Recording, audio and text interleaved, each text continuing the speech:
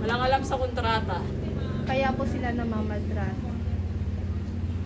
Hindi nila alam yung rights nila. Okay. Ang problema kasi, di ba, papalisin ka rito sa Pinas. Ang ibang agency kasi hindi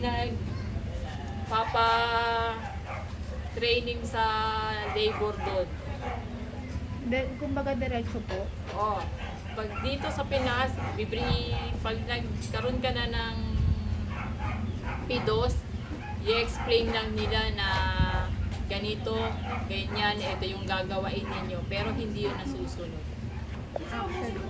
So, gaano po ba kahalaga na dapat bilang isang OFW worker po, alam niyo po yung rights niyo po and yung mga law na karapat-dapat para sa inyo upang hindi po kayo mamaltrato sa ibang bansa? Sa isang kasambahay sa ibang bansa, dapat alam mo yung rights mo. Halimbawa, yung amo mong lalaki may papagawa sa'yo. Na halimbawa, ang papamasahe, bawal yun.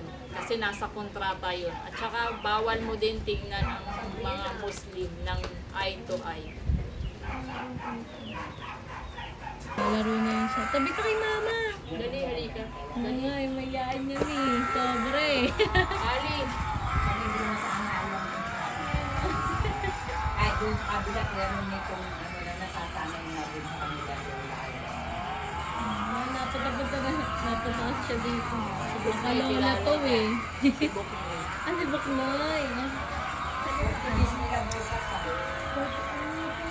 Ang ganda ng ginawa nila. Ano sa amin. Pero pag